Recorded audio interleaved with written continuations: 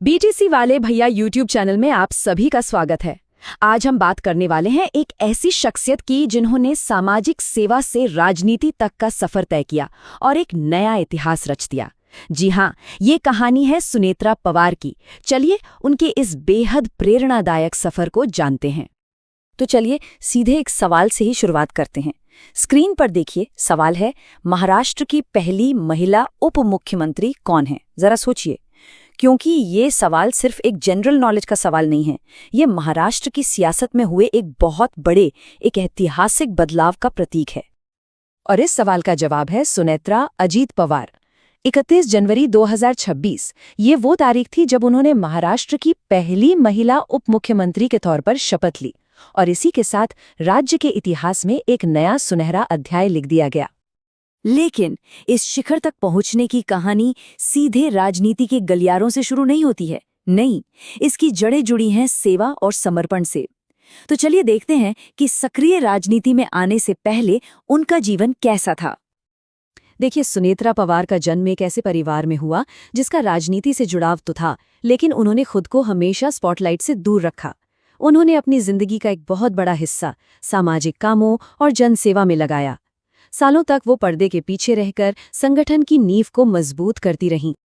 वो महाराष्ट्र के एक बहुत ही कद्दावर और वरिष्ठ नेता अजित पवार की पत्नी थीं, जो खुद भी कई बार राज्य के उप मुख्यमंत्री रह चुके थे। लेकिन उनके अचानक निधन के बाद पार्टी और राज्य दोनों के सामने नेतृत्व का एक बड़ा सवाल खड़ा हो गया। और बस यहीं से उनकी जिंदगी ने एक ऐसा मोड़ लिया जिसकी शायद किसी ने उम्मीद नहीं की थी। सामाजिक सेवा में उनके सालों के अनुभव को देखते हुए पार्टी ने उन्हें ही ये बड़ी जिम्मेदारी सौंपने का फैसला किया। ये उनके जीवन की एक नई और बहुत ही चुनौतीपूर्ण शुरुआत थी।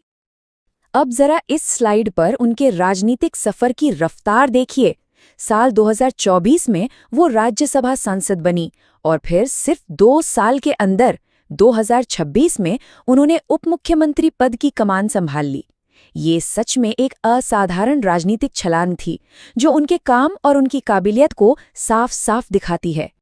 और पता है, राज्यसभा सांसद के तौर पर भी उन्होंने उन्हीं मुद्दों को संसद में उठाया जिन पर वो जमीनी स्तर पर काम करती आई थी, जैसे कि महिला सशक्तिकरण, शिक्षा और ग्रामीण विकास। उनका जो सामाजिक काम का अनुभव था, वही संसद में उनकी आवाज बना। और अब बात करते हैं उस पल की, उस ऐतिहासिक पल की जिसने उन्हें महाराष्ट्र की राजनीति में हमेशा के लिए एक मिसाल बना दिया, यानी राज्य की पहली महिला उप डिप्टी मुख्यमंत्री बनना। ये जो स्क्रीन पर आपको एक नंबर दिख रहा है ना, ये सिर्फ एक संख्या नहीं है, ये एक मील का पत्थर है। ये उस अदृश्य दीवार का टूटना है जिसे पार करने में महाराष्ट्र को कई दशक लग गए। पहली बार, इतिहास में पहली बार कोई महिला इस पद तक पहुंची। तो समझने वाली बात यह है कि ये सिर्फ एक पद नहीं है, ये तो राज्य की राजनीति में महिलाओं के लिए एक पूरा नया अध्याय खोलता है। ये एक नई उम्मीद जगाता है और आने वाली पीढ़ियों के लिए प्रेरणा का एक बहुत बड़ा स्रोत बनता है। अच्छा, चलिए अब देखते हैं कि एक नेता के तौर पर महाराष्ट्र के लिए उनका विजन क्या है। उनके नेतृत्व को सेंसिटिव लेकिन मजबूत कहा जा रहा है, और इसकी वजह उनके काम करने के तरीके में ही छुपी है।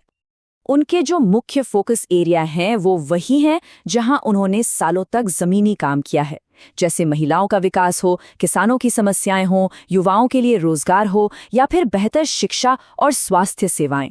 ये साफ दिखाता है कि उनकी प्राथमिकताएं सत्ता के गलियारों से नहीं, बल्कि जमीन से, आम जनता के बीच से निकल कर आती हैं। और उनकी ये सोच इस एक लाइन में पूरी तरह से सामने आ जाती है: राजनीति सिर्फ सत्ता नहीं, सेवा का माध्यम है।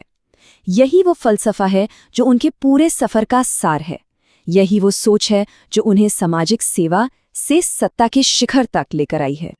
तो संक्षेप में कहें तो सुनेत्रा पवार की कहानी सिर्फ एक पद तक पहुंचने की नहीं है। ये कहानी दिखाती है कि कैसे सेवा की भावना और सच्ची लगन के साथ भी राजनीति को एक नई और सकारात्मक दिशा दी जा सकती है, और हाँ, इतिहास बनाया जा सकता है। ऐसे ही और वीडियोस के लिए बीटीसी वाले भैया यूट्यूब चैनल को सब्सक्राइब जरूर करें। मिलते हैं अगले वीडियो में, तब तक के लिए टाटा बाय, नमस्कार।